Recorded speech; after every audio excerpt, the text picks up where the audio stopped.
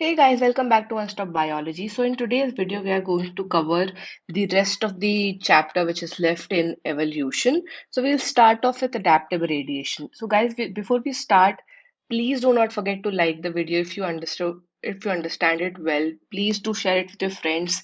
And yes, your feedback is very important to me. So please give your feedback in the form of comments on the video, whether it's good or if you have any feedback for me with respect to improvising the video, but please do give your comments.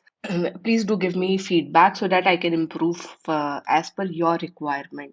So, okay, guys, let's start with adaptive radiation. Now, when Darwin went to Galapagos Island, what he observed was amazing diversity of creatures, and he realized that there were a variety of finches in, the same or basically on the same island. And these finches were named as Darwin's finches. It was named as Darwin's finches. So basically, all these varieties evolved on the island itself. Now, from the how it evolved and why it evolved is because of the eating habits basically, right? So he saw various kind of beaks of finches, that was found on the Galapagos Island. So, from the original seed eating features to the altered or evolved, basically, beaks, which was, used to eat insects. So, both were different, enabling them to become insectivorous and vegetarian finches. So, he saw various type of finches, various type of beaks of finches, where he saw different type of beaks for vegetarian, for seed eating birds, and then he saw various different type of beaks for insect eating, insectivorous birds, right? So these were named as finches, and this is basically one of the type of evolution again. So this process of evolution of different species in a given geographical area. So in a particular geographical area, if you have this kind of evolution of different species starting from a point and literally radiating to areas of geography, this is known as adaptive radiation. This is known as adaptive radiation. Now, another example of adaptive radiation is Australian marsupials.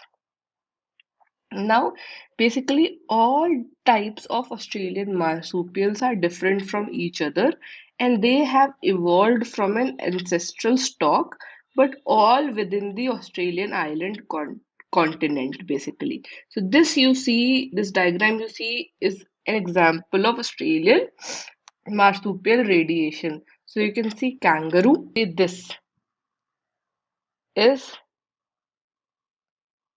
kangaroo. You can see marsupial rat. You can see you can see banded anteater. You can see tiger cat. You can see wolf, Tasmanian wolf. You can see sugar glider. Then there is marsupial mole. You have koala. You have bandicoot. And you have wombat. Again, all are marsupials, but all are different from each other. So this is again a very good example of adaptive radiation. So basically, in a given geographical area, there is an evolution of different type of species starting from a point and radiating to other areas of geography, other areas of habitat, right? Now, the next topic is biological evolution. So, let's see what is that exactly. So, basically, if you see the branching, descent, and natural selection, these were two key concepts given by Darwin's theory of evolution, right? So now if you think about the natural selection would have started when cellular form of lives were different with differences in metabolic capabilities originated on Earth, right? Now, even before Darwin, there was a French naturalist Lamarck. His name was Lamarck, who said that evolution of life forms had occurred but driven by use and disuse of organs. And he gave example of giraffe. Now, in the case of giraffe, what happened? Their neck elongated.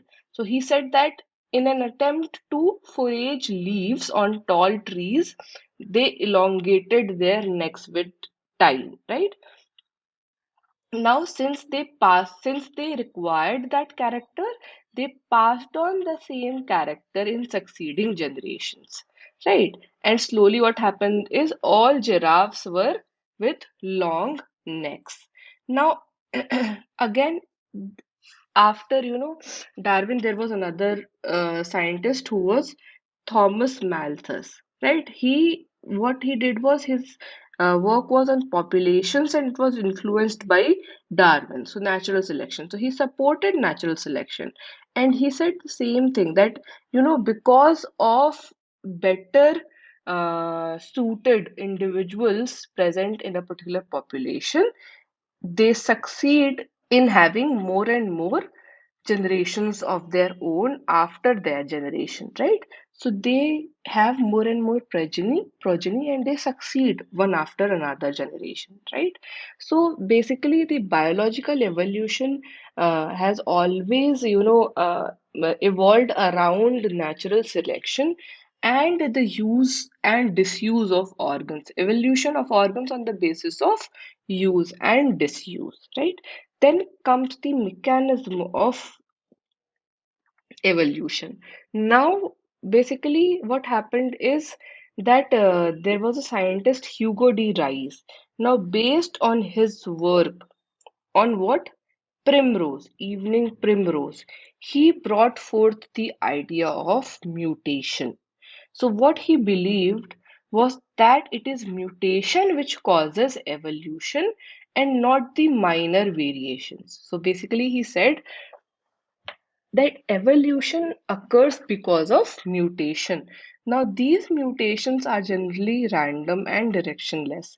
While Darwin is basically what Darwin said was that these variations are small, but they are directional. They are because of a particular reason. They are never random, right? So there were different theories and different mechanism of evolution given by different people.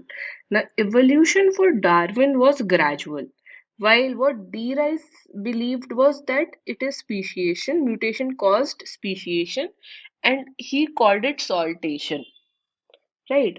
So different people have their own theory of the mechanism of evolution. Right? Now, after that comes the Hardy-Weinberg Principle.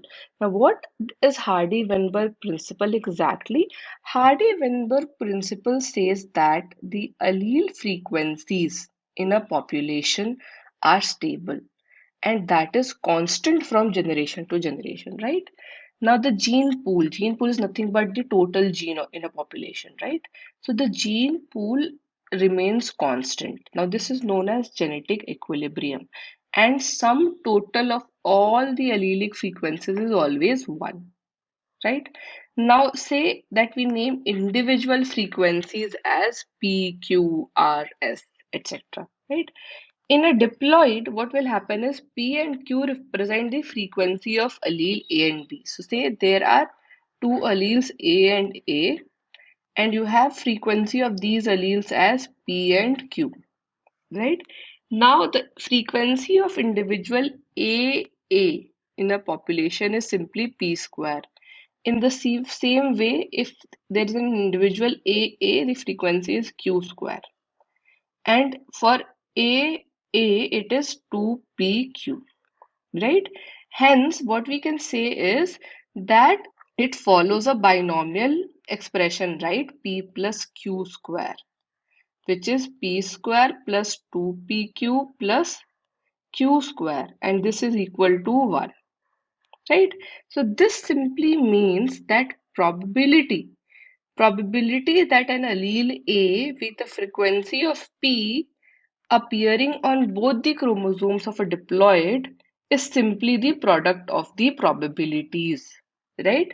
Now, five factors that affect Hardy-Weinberg equilibrium are gene migration. So, if there is gene migration, if there is any genetic drift, it can affect. If there is any mutation, it again can affect. If there is any genetic recombination, again it will affect. And if there is any natural selection, it will also affect the gene pool, right? So he gave this three different types of operation of natural trait on basically natural selection on different trait. So say there are number of individuals with phenotype, right? Now the phenotype favored by natural selection and medium sized individuals are favored. If peak gets higher and narrower, it is stabilizing, right? If peak gets higher and narrower, what it means is that it's stabilizing.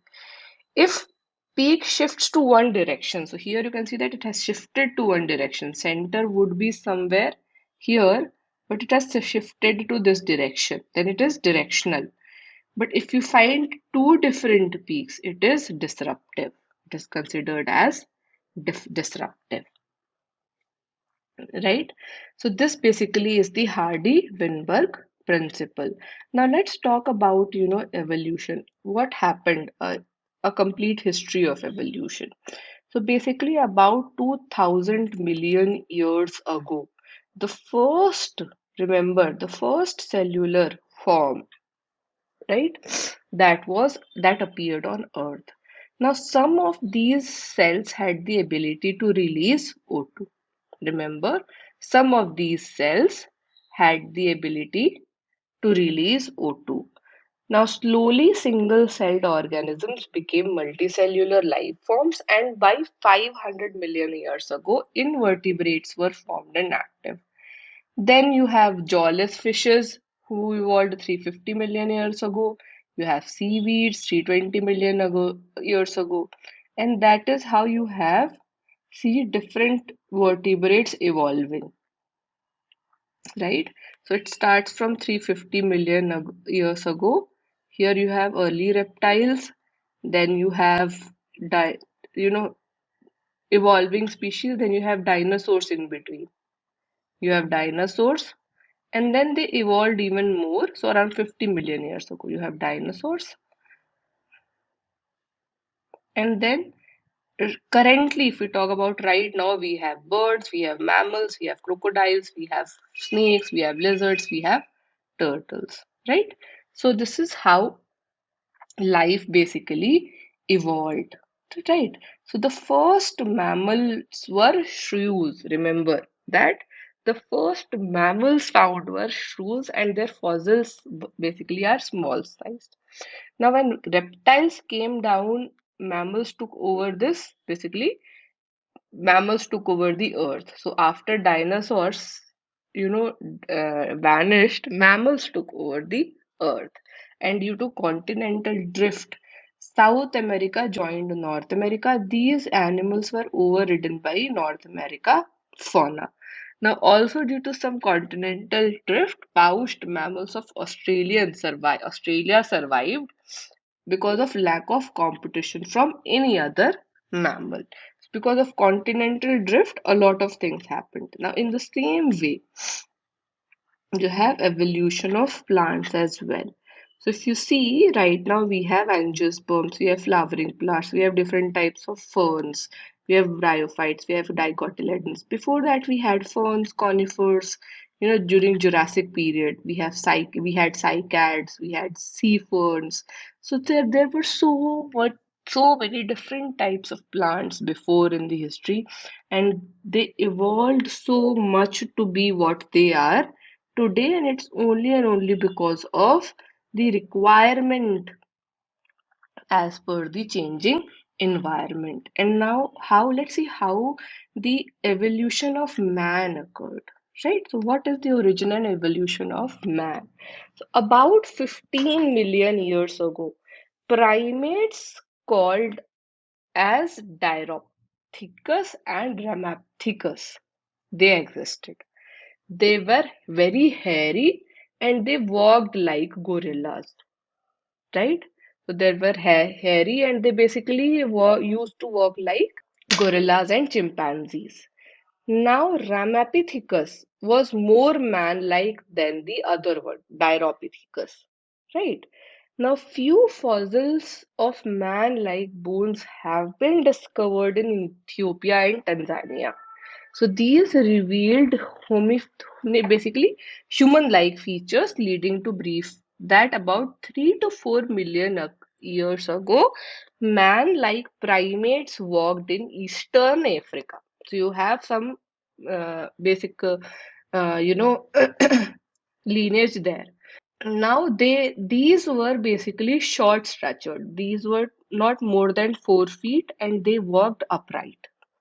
So they did not walk like gorillas and chimpanzees. They walked upright.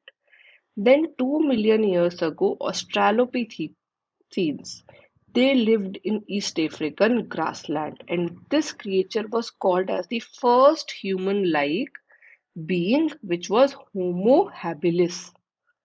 So basically, their brain was around 650 to 800 cc, and they were herbivores. They did not eat meat, right? Then we have fossil discovered in Java in 1891, which basically revealed the next phase of humans, which were Homo erectus. So the first one was Homo habilis, right? Then came Homo erectus about 1.5 million years ago, right? Their brain was 900 cc. 900 cc. This was 650 to 800 cc, right? Then came the Neanderthal man with 1400 cc brain. 1400 cc brain. Now, this lived near East and Central Asia, and this occurred basically 100,000 to 40,000 years back. Now, they used to hide to protect their body, and they used to bury the dead as well. And then after this came Homo sapiens. Homo sapiens, right? This basically, Homo sapiens came in Africa and they moved across continents and developed into different races. They developed into distinct races as well. So, this is the entire origin and evolution of man, guys. So, with this, we have finished the chapter of evolution. So we have seen different types of evolution and we have studied the entire origin and history of evolution in case of different geographical areas. So guys, I hope you would have understood it. It's very, basic, not too much of weightage in exams, but yes, you should know the basics at least, and that is the reason I do not want to skip any such topic. So please do not forget to like the video, please share it with your friends, and yes, if you are new to the channel, please do not forget to subscribe to the channel and press the bell icon in order to get all the updates that I post on the channel. So, okay, guys, let's see you in the next video. Bye bye.